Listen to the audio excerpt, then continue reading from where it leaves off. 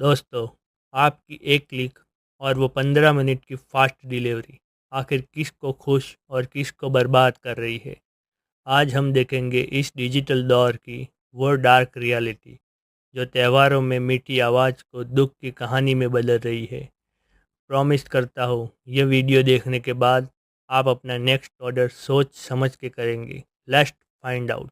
Hello दोस्तों, दिवाली हो या नवरात्रि, जब भी कोई बड़ा त्यौहार आता है तो सबसे पहले क्या याद आता है? बाजार की रौनक, वो चाट वाले चाचा की आलू टिक्की, वो जलेबी वाले भैया की गर्मा गर्म मिठाई। लेकिन पिछले कुछ सालों से नए डिलीवरी ऐप्स आ चुके हैं।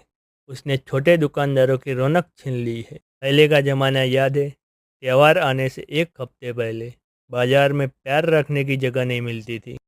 फेस्टिवल इकोनॉमी चल रही होती थी। चाट वाली दुकान पे 10 लोगों की लाइन, फूल वाले भैया की कमाई और मिठाई की दुकान पर तो रात रात भर काम चलता था। ये वो गोल्डन पीरियड था जब इन छोटे वेंडर्स का 40% साल भर का बिजनेस इन 10 दिनों में हो जाता था। रीज़न क्या था? हम सब बाहर निकलते थे एक्सपीरियंस करने। वो ताज़ी खुशबू, वो भरे भरे बाज़ार का माहौल, वो बार्गेनिंग। लेकिन ऑनलाइन ऐप्स ने क्या किया? हमारा बिहेवियर ही बदल दिया। अब हम लोग कहीं जाते ही नहीं। अरे, नवरात्रि है, गर्मी है, ऑर्डर कर लो। ये जो कन्वीनियंस है ना, इसने बाज़ार को खाली कर दिया है। अब हम देखते हैं इसके 3 सबसे बड़े नुकसान। जब ऐप्स आते हैं तो अकेले नहीं आते, वो अपने साथ 3 बड़े हथियार लाते हैं जो सीधा हमारे छोटे दुकानदारों की कमाई पर अटैक करते हैं।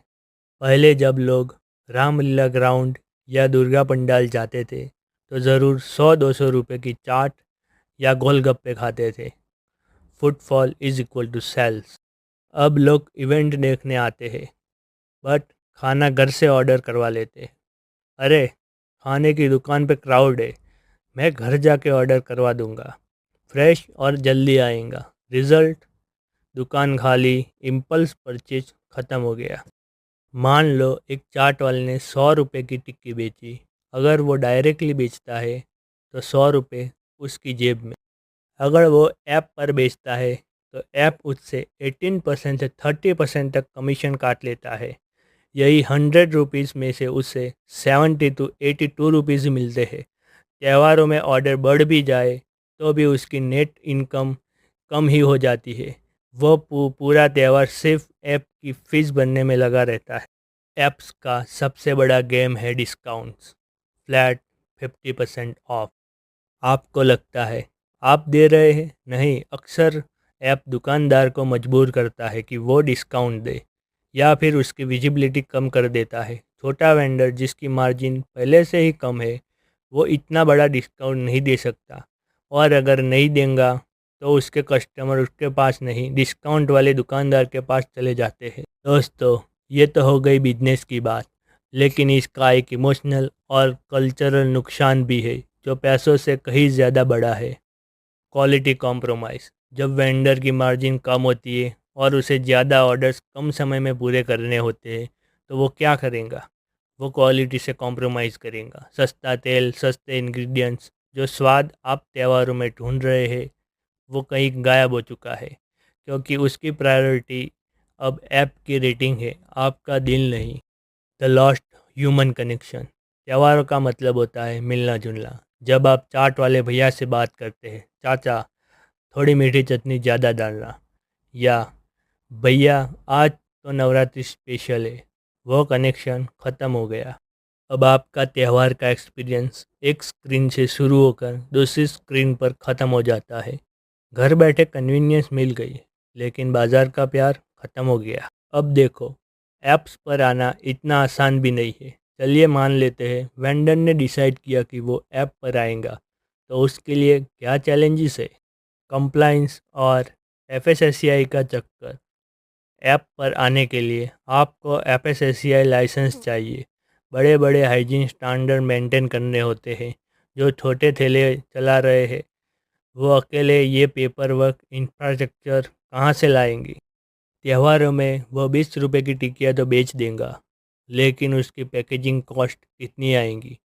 Food grade containers, lids, paper bag और वो प्लास्टिक यूज करने का बोझ, उसका प्रॉफिट तो सिर्फ पैकेजिंग में चला जाता है।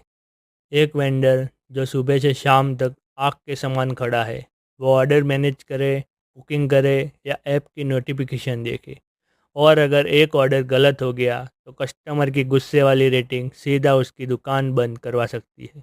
दुकानदार की प्रॉब्लम अलग है और आपकी प्रॉब्लम अलग। तो सवाल ये है, क्या हम इन ऐप्स को बंद कर दें? नहीं, डिजिटल इंडिया का हिस्सा बनना ज़रूरी है, लेकिन हम एक कस्टमर होने के नाते क्या कर सकते हैं ताकि हमारे वेंडर बच। त्योहारों में प्लीज़ गो आउट, मार्केट जाओ, थोड़ा घूम लो और सीधा दुकानदार से खरीदी करो।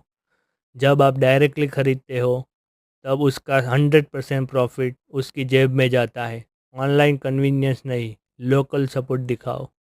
अगर आपको ऑनलाइन ही ऑर्डर करना है तो लोकल प्लेटफॉर्म्स या गवर्नमेंट बैक्ड इनिशिएटिव जैसे ओएनडीसी को सपोर्ट करो। यहाँ कमीशन रेट कम होता है।